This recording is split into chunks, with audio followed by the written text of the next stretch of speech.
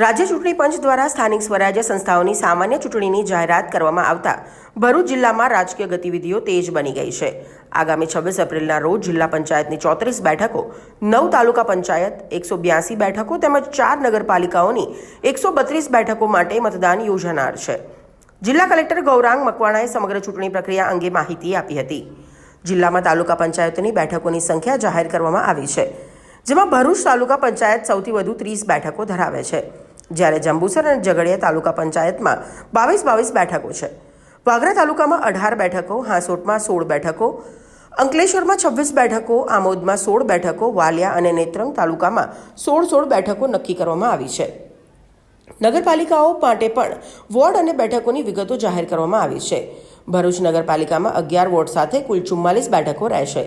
અંકલેશ્વર નગરપાલિકામાં 9 વોર્ડમાં 36 બેઠકો, જંબુસર નગરપાલિકામાં 7 વોર્ડમાં 28 બેઠકો અને આમોદ નગરપાલિકામાં 6 વોર્ડમાં 24 બેઠકો માટે મતદાન યોજાશે, જેમાં ભરૂચ જિલ્લા પંચાયત અને 9 તાલુકા પંચાયત માટે કુલ 1134 અને 4 નગરપાલિકાઓ માટે કુલ 219 મળી કુલ જિલ્લામાં 1353 મતદાન મથકો ઉપર ચૂંટણી યોજાનાર છે, જેમાં જિલ્લા પંચાયત અને તાલુકા પંચાયતોમાં 8,67,518 મતદારો નોંધાયા છે, જેમાં 4,43,966 પુરુષ જ્યારે 4,23,533 સ્ત્રીનો સમાવેશ થાય છે, જ્યારે અન્ય જાતિમાં 19 મતદારો નોંધાયા છે। 4 નગરપાલિકાઓમાં 2,19,004 કુલ મતદારો નોંધાયા છે, જેમાં 1,10,653 પુરુષ, 1,08,332 સ્ત્રીઓ અને અન્યમાં 19 મતદારો નોંધાયા છે। આ ચૂંટણી પ્રક્રિયામાં જિલ્લા પંચાયત માટે 10 ચૂંટણી અધિકારી અને 18 મદદનીશ અધિકારી, તાલુકા પંચાયત માટે 18 અધિકારીઓ અને નગરપાલિકા માટે 4 ચૂંટણી અધિકારી અને મદદનીશ અધિકારીઓ રહેશે, જ્યારે સમગ્ર ચૂંટણી માટે 15 નોડલ અધિકારીઓ અને 7,000થી વધારે કર્મચારીઓ ફરજ બજાવશે। ચૂંટણી જાહેર થતાં જ વિવિધ રાજકીય પક્ષો દ્વારા ઉમેદવારોની પસંદગી તેમજ પ્રચારની તૈયારીઓ શરૂ થઈ ગઈ છે। જિલ્લા વહીવટીતંત્ર દ્વારા ચૂંટણી પ્રક્રિયા પારદર્શક અને શાંતિપૂર્ણ રીતે પૂર્ણ થાય તે માટે જરૂરી વ્યવસ્થાઓ હાથ ધરવામાં આવી રહી છે।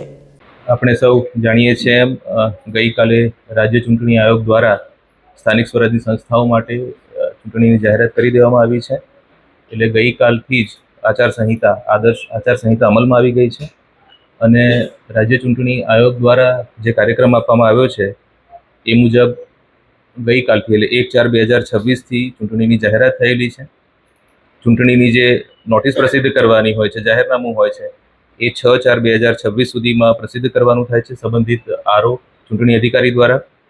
ઉમેદવારી પત્રો ભરવા માટેની છેલ્લી તારીખ છે 11 એપ્રિલ 2026 અને એ ભરાયેલા ઉમેદવારી પત્રોની જે ચકાસણી કરવાની છે એની તારીખ છે 13/4/2026। જો કોઈ કિસ્સામાં કોઈ ઉમેદવારે પોતાની ઉમેદવારી પાછી ખેંચવાની હોય તો એવા કિસ્સામાં ઉમેદવારી પાછી ખેંચી લેવા માટેની છેલ્લી તારીખ છે 15 એપ્રિલ 2026 અને જે મતદાનની તારીખ છે એ 26/4/2026 રવિવારના દિવસે એ સવારે 7 વાગ્યાથી શરૂ કરી અને સાંજના 6 વાગ્યા સુધી છે।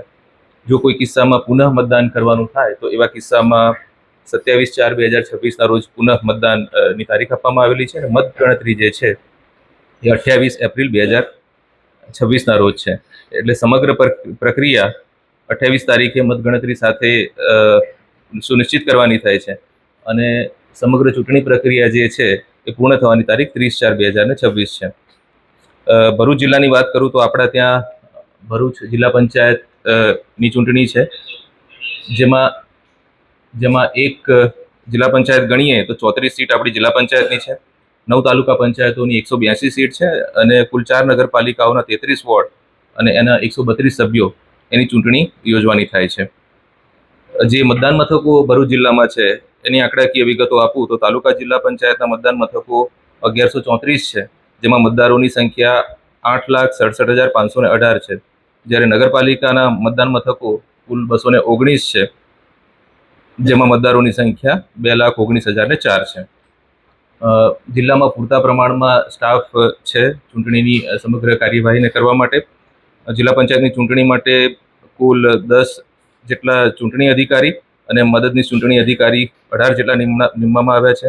તાલુકા પંચાયતની ચૂંટણી માટે 18 ચૂંટણી અધિકારી અને 18 જેટલા મદદનીશ ચૂંટણી અધિકારીની નિમણૂક કરવામાં આવેલી છે। જ્યારે નગરપાલિકા વિસ્તારની વાત કરું તો નગરપાલિકાની ચૂંટણી માટે કુલ 4 ચૂંટણી અધિકારી અને 4 મદદનીશ ચૂંટણી અધિકારીઓની નિમણૂક કરવામાં આવેલી છે।